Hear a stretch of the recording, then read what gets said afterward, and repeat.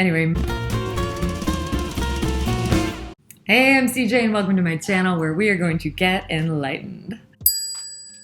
The third eye, the inner eye, the mind's eye. In spiritual traditions, this is the place where people are connected to their intuition. But we'll start off here. What is the science?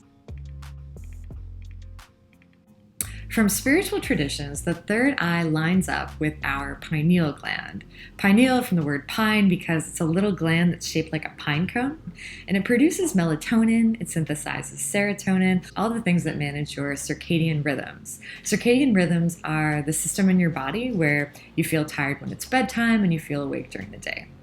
And then here's where it gets interesting. So it's also theorized that the pineal gland is responsible for manufacturing DMT, N,N-dimethyltryptamine.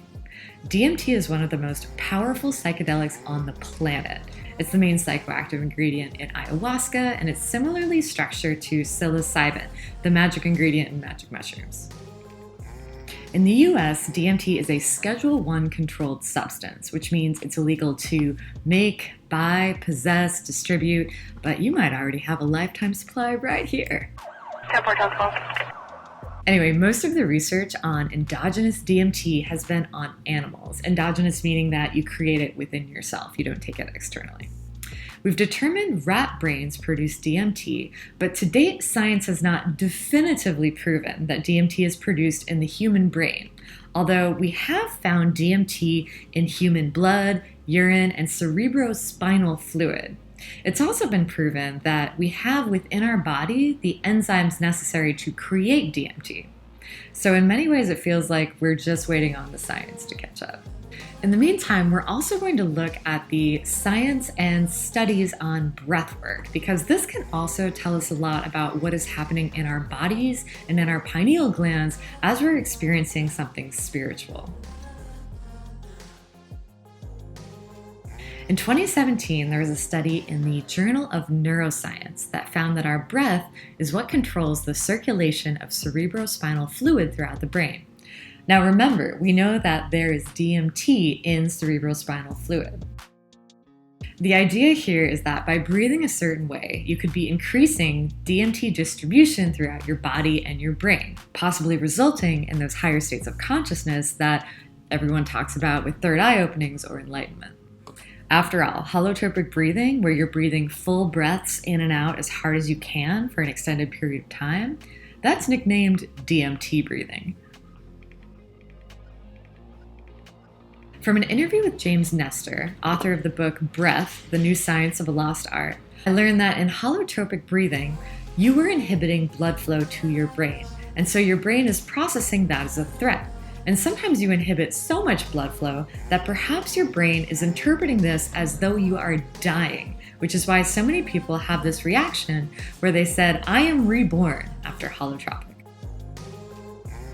DMT and death, or near death, have been linked before. Clinical psychiatrist Rick Strassman, one of the true experts on DMT, who wrote the book DMT, the Spirit Molecule, proposed that the pineal gland excretes large amounts of DMT during birth and death. So following the hypothesis here, certain practices can trick your body into thinking it's dying, like holotropic breathing. And when this happens, it might be turning on a signal that floods you with DMT, and then boom, spiritual experiences. Another interesting note on the third eye. Do you remember back in biology class when you learned about rods and cones, the way that our eyes perceive light and color? Those are called photoreceptors. And in testing, they've been found in the pineal glands of lizards and other small mammals. So while there's less concrete data on human pineal glands, it has been shown that we have the genes for photoreceptors. The idea here is that our pineal gland actually has eye-like qualities, and they call it the third eye. Coincidence. Total aside here, does anybody remember this image that went around the internet a couple years ago? It's the ancient Egyptian Eye of Horus compared with a cross-section of the pineal gland. There's nothing particularly scientific about this picture, but that's trippy. All right, so there's a lot of links pointing to a connection between the pineal gland and our third eye. The pineal gland having some eye-like qualities, photoreceptors, and possibly being capable of pumping out hallucinogenic drugs, DMT. So aside from this, the third eye is a metaphysical concept.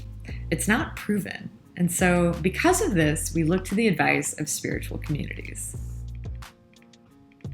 People assign the third eye many states of being open or closed, asleep, awake, underactive, overactive, or balanced. All of this with this subtext that before a third eye awakening, human beings are mostly sheep. We're sleeping, eating, farting softly in a meadow, and it's only by opening our third eye that we will ascend to these higher levels of consciousness. And this consciousness ascent seems to fall under the umbrella of what people report in enlightenment and spiritual awakenings. Really, anything mystical has been claimed here, as it's said that the third eye helps us perceive beyond our five senses. So then, how do we open the third eye? So specific to pineal gland health, there are many groups trying to bring awareness to health hazards of fluoride, which is added to tap water in most places in the United States. So it's said that fluoride will calcify the pineal gland, which means that in that state, the pineal gland cannot be opened. The official science is slim. In a study done on rats, those on a fluoride-free diet showed the pineal gland growing compared to those on a standard diet including fluoridated tap water. But considering there's like 1 billion pounds, and I mean 1 billion with a B, pesticides used each year in the United States, besides all the other things that end up in our water like jet fuel, lead, asbestos, a witch's brew of pharmaceuticals, a water filter is probably a good idea. Now, sadly, a lot of advice on how to open the third eye lines up with people trying to get into your wallet. You can pay for crystals, singing bowls, supplements, herbs, essential oils, Reiki, binaural beats, guided meditations, because truly any metaphysical experience is absolutely going to be subjective. And anyone who tells you that they have the answer is only going to share their knowledge and experience, which may or may not work for you the same way. So for me, within the chakra system, there are a lot of warnings that all of your chakras need to be balanced before opening your third eye. So to that end, I am focusing on Sat Kriya from the Kundalini yoga tradition. This is a 3-minute Kriya done daily for 40 days that focuses on chant and breath and is said to both balance the lower chakras and raise Kundalini energy from the base of the spine. Raising Kundalini energy being the path to opening the third eye in some traditions. So stay tuned for a video on how those 40 days of Sat Kriya go. Otherwise, that is it for this episode. If you like this video, hit the like button or leave me a comment below. And if you have any other topics you want to see covered in the future, leave me a message. See you next time.